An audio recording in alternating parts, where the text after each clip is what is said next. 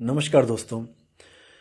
आज आपके लिए मैं एक बहुत ही इंटरेस्टिंग टॉपिक लेके आया हूँ कि हमें ज़िंदगी में गुरु की ज़रूरत क्यों पड़ती है। चाहे वो कोई दुनियावी काम ही हो या फिर हमारी वो पढ़ाई से कोई रिलेटेड काम हो या हमें अपना जन्म सफल करने के लिए जो हमने अपना एक व्यवसाय चुनना है जिससे हमने पैसे कमाने हैं, चाहे वो हो, हमें हर क्षेत्र में एक गुरु की ज़रूरत पड़ती ही पड़ती है। दोस्तों, अब गुरु के बारे में मैं बताऊंगा गुरु असल में होता क्या है। आप देखो, बचपन में जब हम लोग अपने बच्चों को स्कूल में भेजते हैं, जैसे हमें हमारे माता पिता ने स्कूल में भेजा, तो हम जब स्कूल में जाते हैं और हम गुरु की शरण में जाते हैं तो सबसे पहली बात ये होती है कि हमारे पेरेंट्स कभी भी ये नहीं पूछते स्कूल में जाके कि आपके स्कूल में कितने हिंदू, कितने मुसलमान, कितने सिख, कितने ईसाई गुरु पढ़ाते हैं। आप समझ रहे हैं दोस्तों मैं क्या कहना चाह रहा हूँ। हमारे पेरेंट्स और हम भी अपने बच्चों को जब स्कूल में डालते हैं, हम कभी नहीं पूछते कि किस धर्म का गुरु आपके स्कूल में पढ़ाता है, क्योंकि मुद्दा दोस्तों पढ़ाई होती है, मुद्दा धर्म नहीं होता है। गुरु का कोई धर्म नहीं होता है, गुरु का ज्ञान होता है। तो इसीलिए कबीर साहब ने भी बोला है, जात ना पूछो गुरु की, पूछ लीजिए ज्ञान, मोल करो तलवार का, पड़ी रहने दो म्यान। म्यान दोस्तों जिसमें तलवार रखी जाती है, वो काफ़ी सुंदर होती है, हरी, पीली, नीली, अलग अलग तरह की डिज़ाइन उस पर बनी होती है। लेकिन दोस्तों वो कितनी भी सुंदर क्यों ना हो, लड़ाई में वो काम नहीं आती। लड़ाई में वो काम नहीं आती, वो एक भी शत्रु को मार नहीं सकती, क्योंकि उसमें धार नहीं होती दोस्तों। तो धार होती है ज्ञान की, ना कि जात पात की। कबीर साहब कहते हैं, कभी भी किसी गुरु का धर्म जात मत पूछो, ये पूछो कि उसमें ज्ञान क्या है, वो किस ज्ञान की बात कर रहा है। दोस्तों ये बहुत ज़रूरी है कि हमारी ज़िंदगी में गुरु बचपन से ही आए, तभी हमारा जन्म सफल हो सकता है। अगर हमें कोई गुरु ना मिले तो हमारी क्या हालत होती है, आप खुद समझ सकते हैं। जो हमारे जो अक्षर हैं, जो हम बोल रहे हैं, ये अक्षर तक गुरु हमें बोलना सिखाता है। हम कुछ अक्षर घर में सीखते हैं, कुछ प्रोनाउंसिएशन अक्षरों की हमें गुरु सिखाता है, जैसे कल, कल, कमल, कमल, कितना कुछ सिखाया जाता है हमें गुरु के द्वारा। तो सोचो कि हम ये अक्षर बोलने के भी काबिल नहीं हैं ढंग से, अगर हमें गुरु ना मिले तो। क्योंकि अगर हम बोलने के काबिल होते तो गुरु कभी भी इन चीज़ों पे हमारा समय बर्बाद ना करता। लेकिन गुरु एक एक साल तक हमें यही पढ़ाता रहता है, यही समझाता रहता है कि कैसे किस अक्षर को बोलना है, और गलती करने पे हमें डांट भी पड़ती थी। जिसका मतलब ये नहीं था कि गुरु हमसे नफरत करता है, हमें डांट रहा है। इसका मतलब ये था कि गुरु हमें तराश रहा है, हमारी गलतियों को सही करके वो हमें सही रास्ता दिखाता था। तो दोस्तों आज जो हम छोटे छोटे अक्षर से लेके बड़े बड़े अक्षर तक जो बोलते हैं, अलग अलग भाषाएं बोलते हैं, ये सब गुरु की ही महिमा है, गुरु का ही प्रताप है। तो इसलिए जिंदगी में जिसके गुरु नहीं होता, उसका जीवन कभी शुरू नहीं होता। एक बार अकबर ने बीरबल से पूछा कि हे बीरबल, क्यों भारत में ये गुरु प्रथा चलती है, क्यों तुम लोग हमेशा गुरु पर ज़्यादा जोर देते हो। अल्लाह ने सबको बराबर बनाया है, इसलिए मुझे नहीं लगता कि गुरु की कोई ज़िंदगी में आवश्यकता होती है। बीरबल उस वक्त तो खामोश रहा, लेकिन उसने महाराज से कहा कि महाराज आप ऐसा करो, मुझे 5 साल का समय दो, मैं आपको बताऊंगा कि गुरु की ज़रूरत क्या होती है। तो क्या हुआ, 2 बच्चे पैदा होते हैं। उन बच्चों के पैदा होते ही बीरबल उन बच्चों को, एक को तो अपने शहर में रखता है और दूसरे को जंगल में एक छोटी सी कुटिया बनाकर एक सिपाही की ड्यूटी लगा देता है कि इसको वहीं पे रहना है और इसको खाना पीना देना है, पालना है, लेकिन इसके साथ बात नहीं करनी है, इसको बोलना नहीं है कुछ भी, ना ही इससे कुछ पूछना है। तो 5 साल बीत जाते हैं दोस्तों।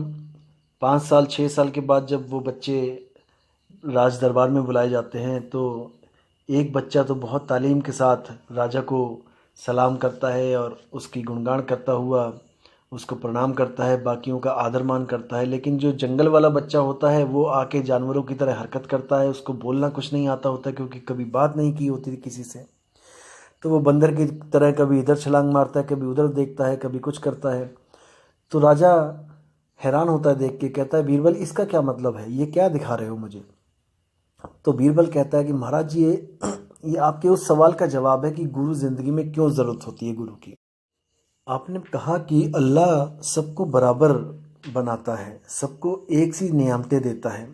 इन दोनों को भी एक सही बनाया था, लेकिन देखो एक की ज़िंदगी में तो गुरु आ गया और दूसरे की ज़िंदगी में गुरु नहीं आया। तो देखो कैसा ज़मीन आसमान का अंतर हो गया है। हालांकि ये दोनों अल्लाह ने बराबर ही बनाए थे। इसलिए दोस्तों गुरु ज़िंदगी में बहुत बहुत ज़रूरी है। कैसे ज़रूरी है? जैसे सब्जी में नमक। आप 500 रुपये किलो की सब्जी भी लेके आ जाओ, अगर आपने उसमें नमक नहीं डाला तो आपके गले से नीचे नहीं जाएगी, आपको वो स्वाद नहीं लग सकती। चाहे उसमें एक चुटकी नमक ही डालना है, लेकिन वो गुरु एक चुटकी नमक का ही काम करता है ज़िंदगी में। बिना गुरु के ज़िंदगी बेस्वाद होती है, चाहे वो कोई भी क्षेत्र है। जैसे कि आपने दोस्तों अपने स्कूल में 5वीं करी, 7वीं करी, 8वीं करी, 9वीं करी, 10वीं करी। आप 10वीं करके अगर बाहर आ भी जाते हो तो आप अनपढ़ों में नहीं गिने जाओगे, आप अनपढ़ नहीं कहलाओगे, क्योंकि आप लिख सकते हो, आप पढ़ सकते हो। लेकिन दोस्तों इतना करने के बाद भी अगर आप कहो कि मैं ये ज़िंदगी बिना गुरु के जी लूँगा तो ये बहुत मुश्किल हो जाएगी। कैसे? जैसे आपने 10वीं कर ली और आप सोच रहे हो कि अब मैं कुछ काम करूं। तो दोस्तों कुछ काम करूं मतलब कि कोई आपके अंदर जो हुनर हो आप वही काम करोगे। हुनर कैसे? मतलब कोई टीवी ठीक करता है, कोई कार ठीक करता है, कोई घर बनाता है, जैसे मिस्त्री का काम है, या फिर कोई प्लम्बर का काम करता है। ये सब दोस्तों, ये सब सीखने के लिए आपको किसी ना किसी के पास जाकर काम सीखना ही पड़ेगा।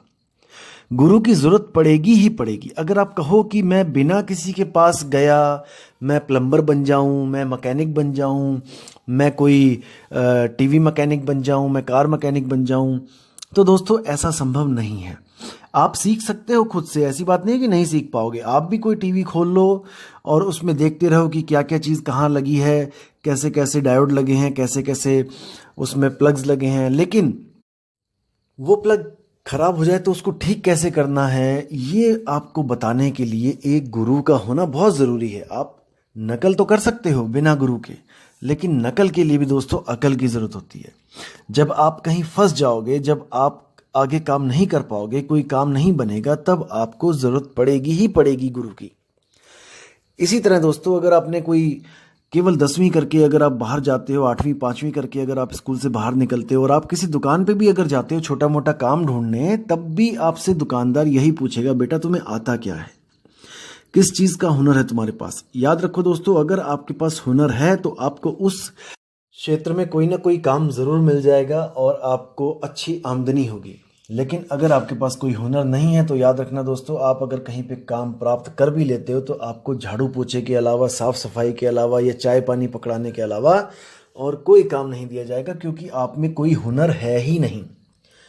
तो गुरु की ज़रूरत होती है आपके अंदर हुनर पैदा करने की। अगर आप सुनियार के पास जाओगे तो वहाँ पर भी जो लड़के बैठे हैं वो भी सुनियारी का काम अपने गुरु से सीख के बैठे हैं। आप जाकर वहाँ नहीं बैठ सकते, हालांकि आप 5 तत्व में पूर्ण हो। जैसे उन लड़कों के पास 5 तत्व हैं, आपके पास भी 5 तत्व हैं। उनके पास बुद्धि है, आपके पास भी बुद्धि है।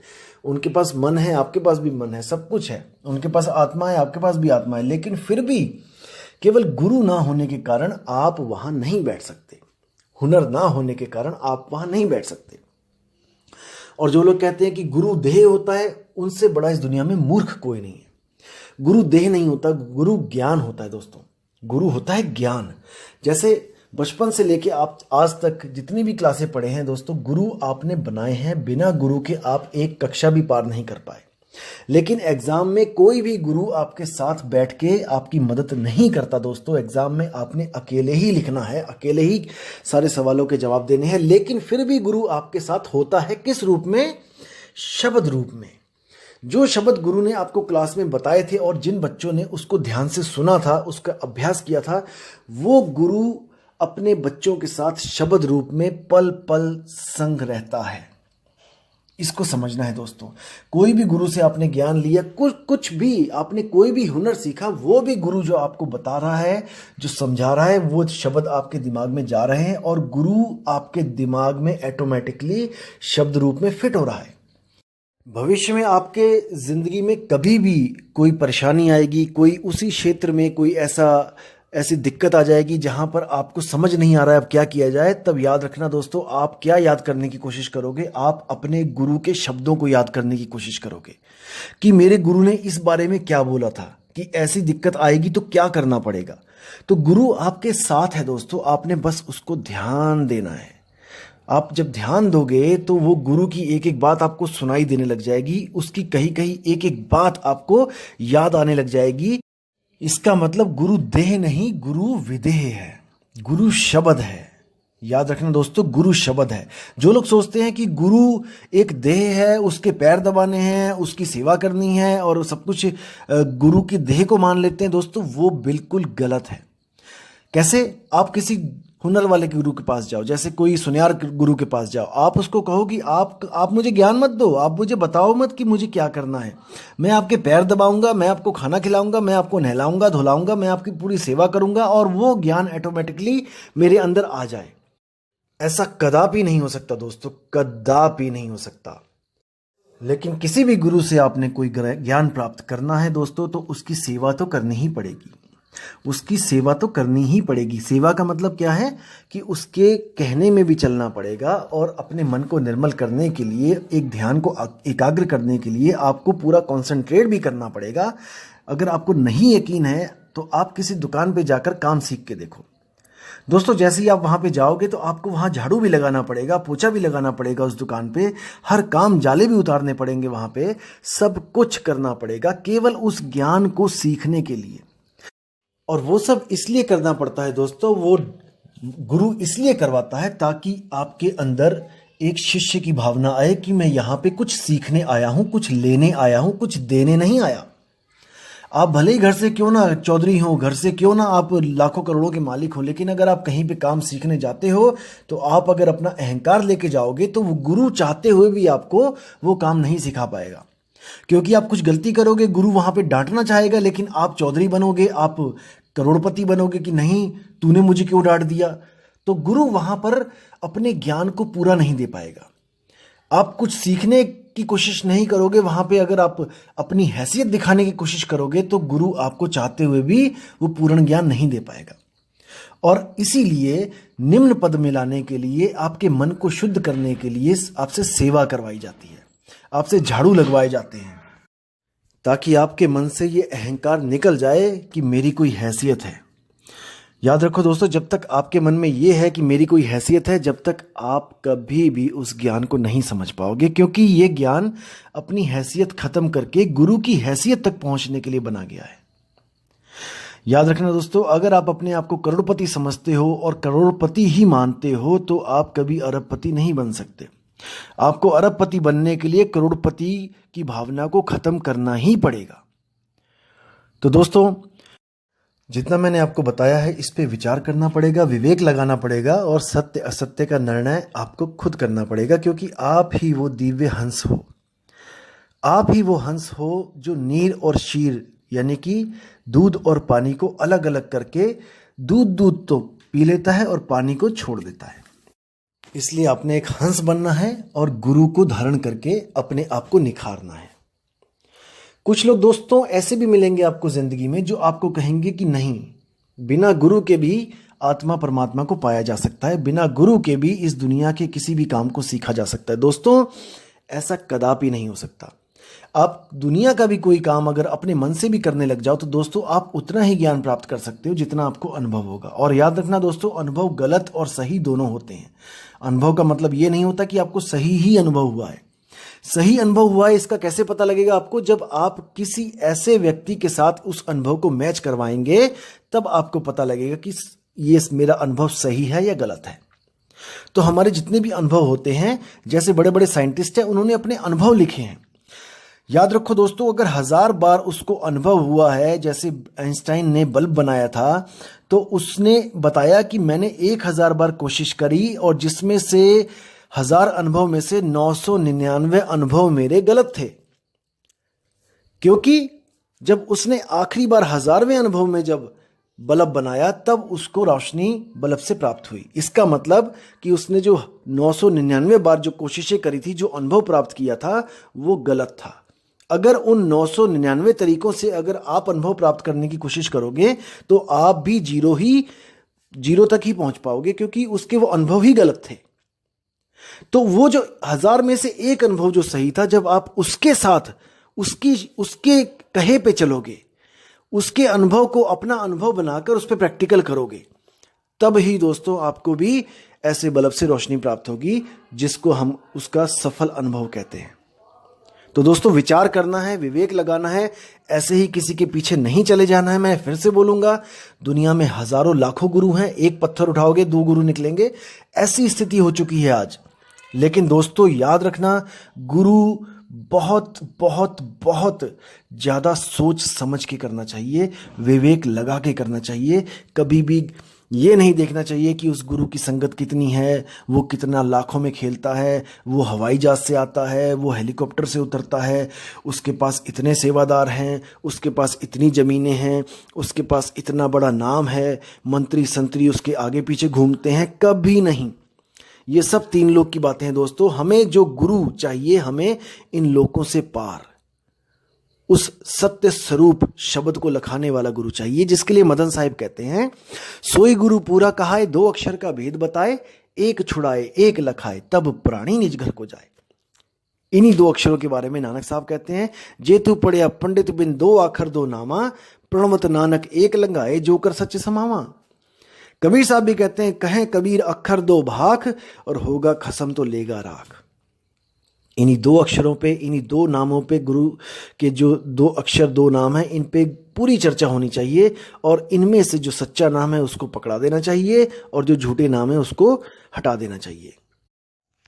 तो इसी के साथ मैं अब इस ऑडियो को पूर्ण विराम दूंगा, और आपसे उम्मीद रखता हूं दोस्तों कि आप विवेक और परख करते जाएंगे, करते जाएंगे, करते जाएंगे, और सत्य की तरफ अग्रसर होते जाएंगे। तो अपने भाई को आज्ञा दीजिए, और मैं अगली बार नई ऑडियो लेके आऊँगा, जिसमें आपको बताया जाएगा कि आध्यात्मिक क्षेत्र में कितने प्रकार के गुरु होते हैं, और वो क्या क्या ज्ञान आपको देते हैं, हमने उसमें से असली गुरु को कैसे चुनना है। तो दोस्तों, उम्मीद करता हूँ आपको ऑडियो अच्छी लगी होगी। तो मिलेंगे अगली बार नई ऑडियो के साथ। साहिब बंदगी सतना। नमस्कार दोस्तों, आज आपके लिए मैं एक बहुत ही इंटरेस्टिंग टॉपिक लेके आया हूँ।